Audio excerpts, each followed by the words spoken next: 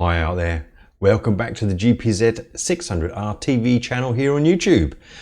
What's going on? This is new. I'm not in the garage, I'm in my studio. This is something I'm doing which is new to me, and I want to basically just keep you informed of what's happening on the GPZ front. Not getting in the garage so much at the moment. It's summertime here in Germany, so if we have good weather then we're out riding, and if we don't have good weather I don't have time anyway. But rather than just have like really big gaps of nothingness, I've thought I might just show you some of the problems that the guys are talking about in the GPZ600 Facebook group. Quick disclaimer, the group is private, so I will be respecting your guys' privacy. I'll be showing no names, not full names anyway. As you can see down here, this is the front page of the Facebook group, and yeah, maybe this is something that will evolve. Stay with it, guys. Episode 1, quips and quirks, what's going on in the GPZ world. See you out there.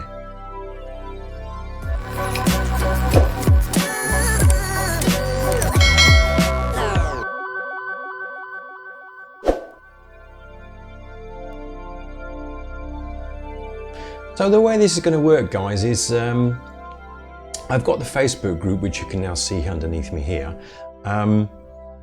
I won't be scrolling through and just talking about what's going on, because obviously if I scroll through you'll see people's names, full names, and I'd want to do everything to protect the guys' privacy. So what I do is I will be picking out topics and basically showing you the pictures of what's going on, and then I will explain who's asked the question and then try and give you some sort of reply on how to fix it, or what the problem is, or if there's a problem there at all. So I will just give you like a quick example of how we want to do this, and I will start by moving over so that we can see the screen in big, and we will move over to the first question of the day, which looks like this. So what is going on here and what can you see? So this is the oil filler cap. Okay, this is the oil filler cap on your bike. He has looked at his filler cap, and he has seen what appears to be, let's just move here, the mouse, if you can see the mouse, it appears to be a crack in the casing. And he couldn't get his lid off, so he was quite concerned that something might go wrong. Well, Oscar, I can clarify for you that that isn't a problem. As I went down to the garage and took some footage of my bike, and this is what happened. So what I'm showing you here is the engine case, okay, and you have this so-called crack that you can see here with my mouse, okay.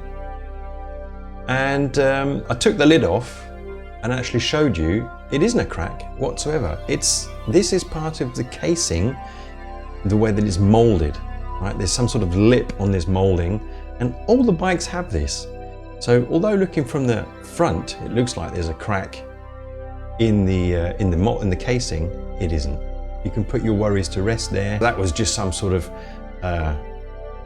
the way that they molded the case together or something. So yes, in that picture it looks like a crack, and you go, oh my god, what's going on here? It's fine, it's not a crack. Okay, so that's basically how we're going to be looking at these problems and see if we can make some sense of what's going on with these engines and these bikes. So I would like to move on to the next question. This is a guy called Derek. Derek's in South Africa. Nice shout out to you, Derek. Hope you're getting along with your bike quite well. But he posted a picture of this cluster unit, which has some strange Japanese writing on it, which is here. You can see here. Okay. And he did ask, oh guys, what's going on here? Now I'd seen this before, and although he's in South Africa, I don't know why he has a bike with the Japanese writing on it, because that writing, if you guys happen to have this on your cluster, is Japanese for speed limit warning. That's what that means, okay? And what happens is in Japan, when this bike was built, they had a speed limit of 80 kilometers an hour or 50 miles an hour. And when you hit that speed, that light comes on, and that's it. I did ask for confirmation because we do have guys in Japan in the group, and they could confirm that that still happens. Well, they're obviously, why would it change? The speed limit has changed in Japan now. I think he did mention it's about 100 or 110 kilometers an hour now. But a lot of the guys leave it in there for nostalgic reasons. The light comes on at 80 k's an hour. I think it's fed off a signal from the speedo drive. I'm not quite sure. But that's what this text is about. So if you have that and the light comes on, there's nothing broken. It's just a speed warning light, which was something that was apparently mandatory in Japan. So there you have it, guys. We do have a couple of Japanese riders in our group, and a couple of pictures from Japan turn up now and again, but that seems to be sort of a quippy thing that's going on with these bikes in Japan. So moving on, let's look at the next question that came up from Michael. Michael is in America. I think he's in Pennsylvania. And in America, the GPZ600 bike has a few differences to the European and rest of the world. It's unfair just to say European because obviously you've got African countries, Australia and Asia. Now, they don't have a light switch on the right-hand side switch unit. Okay, so what Michael was initially asking was, my headlight doesn't come on, why not? So we started looking into his bike, and he showed me a picture, this one here in the group, and he mentioned that his headlight wasn't coming on, and I said to him that his bike has a light relay switch, which is next to the indicator relay, which is under the tank. He sent me this picture saying, I can't find it. Well, you see underneath the tank bracket, the top tank bracket underneath there is this, well, on to the left is your indicator relay, and to the right, this bracket here is where that relay is screwed onto. Okay, and okay, so this is what it looks like here. You have the bracket, which at the moment has no relay screwed to it, and I have the relay. I'm just explaining now that that is the indicator relay on the left hand side. Then you have two holes to screw the light relay on, which is actually screwed on the back side, so that's why you can see that white piece, and it goes in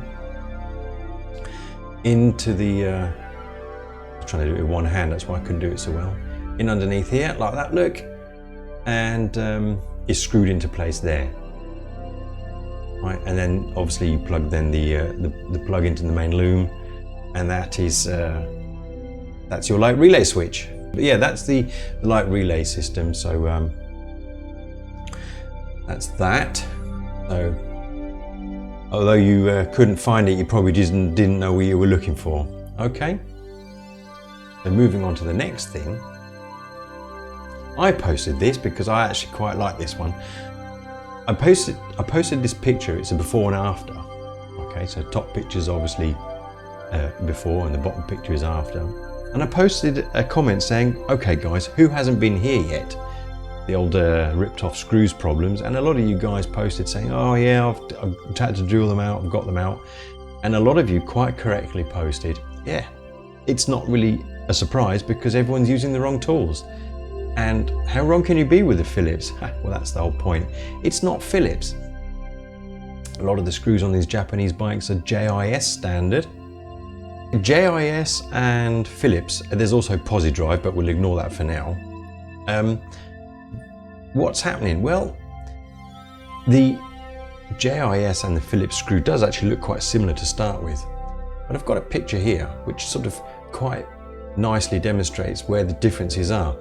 And a JIS screw in its corners is completely 90 degrees. Okay, there are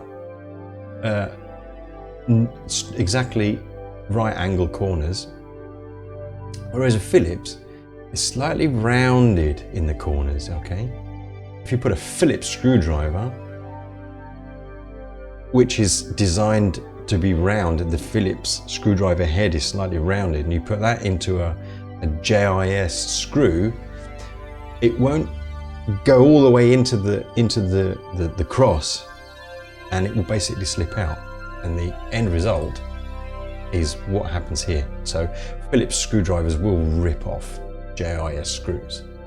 Now, a lot of these don't have them, and I don't know if this evolved later, but the thing with JIS screws is that the JIS screws, I'll just show you this here, so if I can, have a little tiny dot on them, okay, a little pimple on them. Now I don't know if they had that all the time, so I don't know if they're recognizable from like back in the 80s from that, but apparently the new JIS screws have a little dot on them, so you can recognize a JIS screw immediately. Right, so you're using your Phillips screwdrivers on a JIS screw, then this is that's what's gonna happen. So I can always warmly suggest getting some nice JIS screws from Amazon or so, not expensive, and stops you from ripping your screws off. That was what the story was behind these pictures. So what else is going on out there? Now, these are pretty standard things, you know, people are ripping screws off, don't realise they're using the wrong tools. Regular questions about, is this normal? We do have a lot of guys out there who are doing a lot of restoration work. When we're talking restoration, exactly what does that mean? I mean, do you have a good basis to start with? And I have a guy in my group, he is getting completely Restorer of the Week badge 10 times over because his bike that he wants to restore. Yeah, this is what it looks like. So it's not a 600, it is a 500, but I mean, what do you think, guys? Is it doable? He has actually posted another picture later. I wasn't quite sure what was going on here, even if it was the same piece of kit, but yeah, so that's Nathaniel. Kudos, hats off and all the rest of it. I'm looking forward to seeing what happens to that one. But I do sort of get the feeling that might be a little bit far gone. What do you reckon? Next to restorations, we also have people doing rebuilds, customizing the bikes. We've got a guy here, Brad. He's putting this together in some sort of cafe racer bobber style. Yeah, you get a lot of people saying, oh, don't do it, doesn't look right. But at the end of the day, guys, personal choice. So, you know, whatever floats your boat, I suppose. There's a lot of work, got to accept that.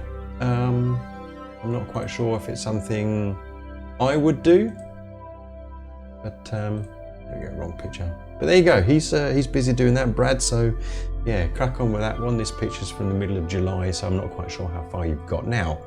So do let us know how far you're getting on. This is another classic one. A lot of you guys have bought your bikes cheap, or relatively cheap, because they're project bikes, they have to be run for a long time. And it's great to get a big bike running. And I also know that people try to do it on as little financial cost possible. That's okay, these things do cost money. But one thing where you cannot save your money is these things, okay?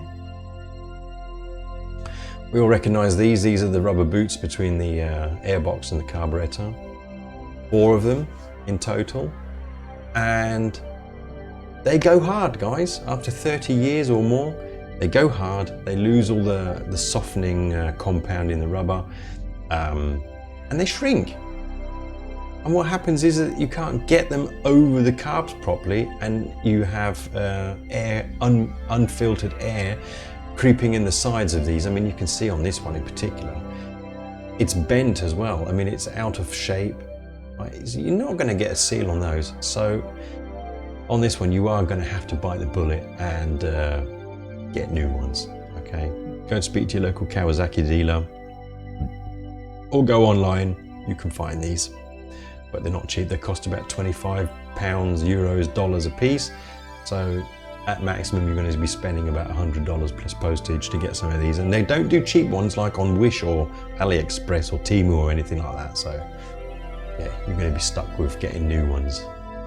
And as you can see in this video that I made here, that obviously most of you will know where the rubbers go, but this is the rubber boots in situation. And this particular one here on the left side, this first one, like you can see in the screen, this is my bike, my project bike. This one doesn't fit because it's one of 4 that actually went hard. I had 3 good ones and I just put this one on in the meantime. But you can see where I'm showing with my finger, the rubber boot doesn't actually meet the end of the carburetor. You see that little pin that I'm showing? That is where the rubber boot should be pushed up to. They put that little pin there so that the boot doesn't slide completely over, but there's no way it's even going to reach it. And they're hard, they're like wood, these things, so you're just not going to get them on. So do yourself a favor and get yourself some new ones. Now, a couple of weeks ago, a friend of mine rang me up saying his battery had burnt on him, had burnt out. As he was riding home, he suddenly smelt it, it stank. Got home, battery completely burnt out. He was lucky that the whole bike didn't go up. It wasn't a GPZ600, it was a Kawasaki VN1500. Took it to the shop, had it repaired, and it turns out that the voltage regulator had died on him. And some of you don't have a set of electrical tools to measure the charging voltage coming out of the regulator, which is around 13.5, 13.8, maximum 14.5 volts is what you're looking at for charging volts. But our bike does have a built-in charge check system, and a lot of you guys aren't actually aware of this because I get asked, what's that button for? So I made a little video just to sort of demonstrate what's going on here. Okay, so there's the video.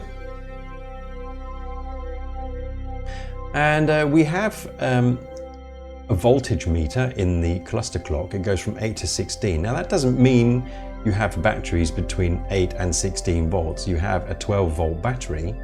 That is just a range that they've used on this voltmeter because 12 is in the middle. Okay, so when I press the volt button, I'm looking to have a voltage of 12 volts because that's what my battery is producing when the engine is not running. And I am actually on my bike a little bit over 12 volts, maybe 12.5. Batteries, it's healthy. Okay, now if I now turn the ignition on and turn my lights on, it's dropped, okay, because the lights are drawing power. Now I didn't check the voltage with the engine running because the bike was in the garage at the time, and I didn't want to smoke myself out. But I just wanted to demonstrate to you guys that you have this voltmeter, okay? So press the button now and again. Press it whilst you're riding. Press it whilst you're riding in different RPM ranges. See what the charging system is doing. Right? You don't want to boil your battery. So I hope that was a nice little insight to what's going on in the group. So even though there's not much going on my bike at the moment, there's a lot of you guys out there who are hammers and tongs at getting the bikes fixed, restoring, repairing, or whatever it is you're doing. And if you do come into the group, you can take advantage of the massive pictures and files that we have as well. So if you just need to look at something to see how it was put together, then we have a huge media file with so many pictures, either of restoration jobs, people showing what they've done with their carbs, what they're doing with current restoration, all over the world. Right? So it's not just here in UK or Germany, wherever you may be. And we've got some lovely guys out there, some really, really nice bikes out there. I mean, you're looking after these so nicely. And maybe this will give you some incentive to get that bike of yours finished. Join the group, show us what you've got, you know, spread the love. So that is basically it for the first episode. Yeah, I'm not sure if there's any interest to this particular format, but we'll see what happens. and I will just basically try and keep you informed of what's happening in the GPZ600 world. I won't actually really be doing anything on my bike probably until the end of September, maybe October, because I'm getting married and I'm going off on my honeymoon and I'm going to be away for 4 weeks. So, so there you are, guys. Thanks for watching this, and remember, look after those bikes. Take care, guys.